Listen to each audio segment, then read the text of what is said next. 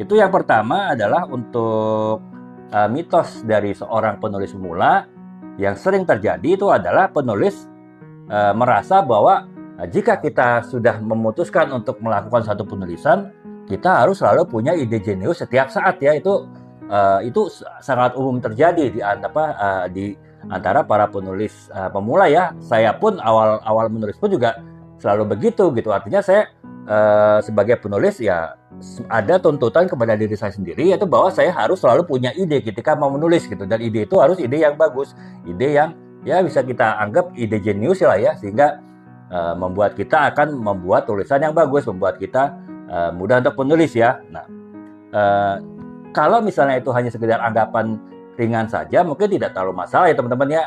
Akan tetapi seringkali anggapan itu menjadi fokus kita gitu. Artinya itu kita sangat-sangat percaya bahwa seorang penulis itu ya harus selalu punya ide yang brilian ya, ide jenius setiap saat itu.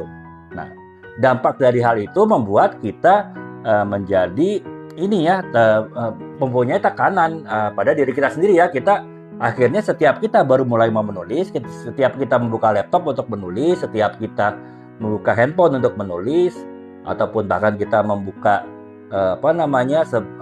komputer kita untuk menulis, itu kita selalu punya tekanan bahwa kita harus selalu punya ide brilian gitu. Padahal kan teman-teman paham ya, bahkan seorang penulis yang sangat terkenal pun seringkali menghadapi apa yang saya pernah jelaskan di beberapa live sebelumnya, menghadapi creativity block ya, ataupun juga hambatan kreativitas. Jadi di mana mereka mungkin stuck, mereka tidak bisa mengeluarkan ide, atau bahkan mereka merasa mereka harus istirahat dulu gitu. Karena kalaupun diteruskan, ide-ide yang mereka punya sebelumnya itu tidak bisa keluar, tidak bisa mereka wujudkan dalam tulisan gitu ya. Nah, itu dampaknya teman-teman, kalau teman-teman merasa bahwa setiap penulis itu harus selalu punya ide bagus saat akan menulis, ya dampaknya yaitu tadi ada pressure ataupun tekanan kepada diri teman-teman sendiri. Kita mau menulis, dan saat teman-teman ternyata tidak menemukan ide yang bagus, ataupun teman-teman mungkin agak lambat menemukan ide ataupun juga imajinasi yang tepat untuk menulis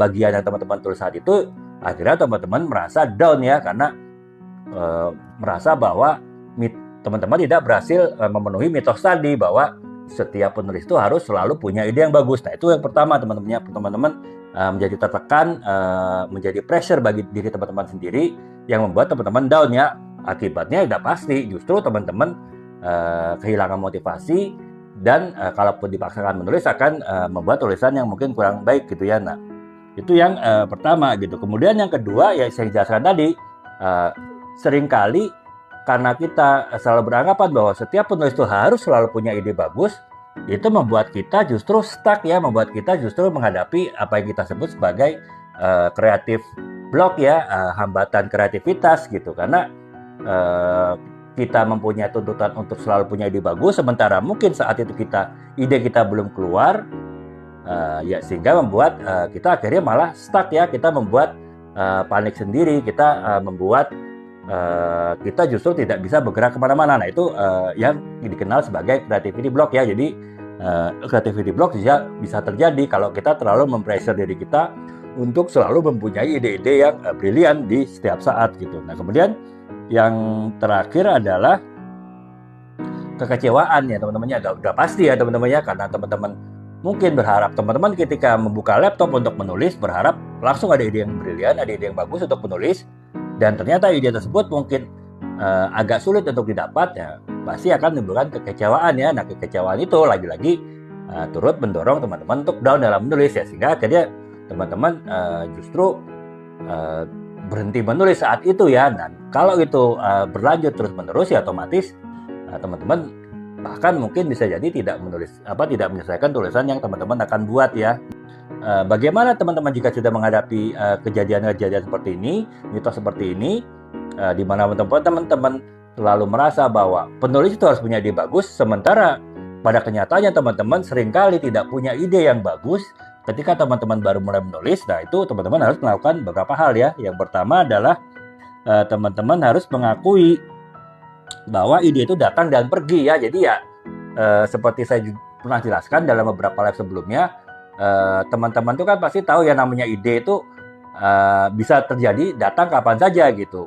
Artinya ketika teman-teman mungkin jauh dari laptop, teman-teman mungkin bahkan teman-teman mungkin sedang berkendara misalnya ya, kendaraan ataupun mungkin teman-teman sedang berjalan menuju satu tempat, itu tiba-tiba ada ide muncul kan. Nah, jadi ide yang muncul itu jika teman-teman mungkin tidak sempat mencatatnya, bisa jadi ide itu tersebut hilang ya, dan setelah hilang mungkin teman-teman sudah sulit untuk mengingatnya kembali gitu. Jadi itu teman-teman harus sadarin begitu ya, ide itu bukan sesuatu yang bisa di-setel gitu. Teman-teman untuk menulis itu harus selalu ada ide bagus.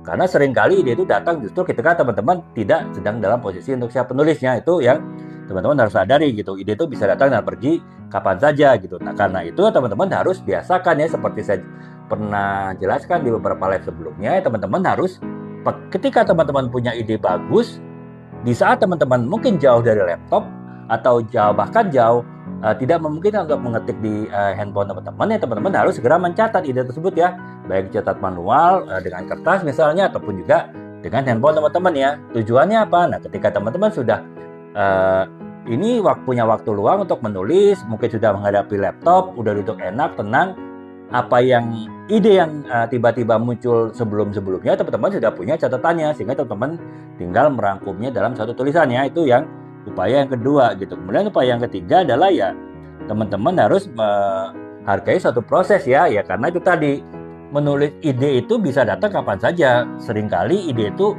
justru tidak datang ketika kita sudah siap menulis. Nah, jadi ya teman-teman jangan melihat hasilnya gitu. Wah, harus ada ide yang bagus kita menulis ya. Yang penting semua proses menulis tadi teman-teman ada ide, kemudian teman-teman catat, kemudian setelah itu ketika teman-teman bisa menulis, teman-teman barulah menulis berdasarkan catatan-catatan ide yang sebelumnya muncul. Nah, itulah proses itu yang teman-teman harus perhatikan, bukan justru bagaimana ide itu tiba-tiba muncul, bagaimana ide itu ada ketika dibutuhkan ya. Jadi itu sih teman-teman ya.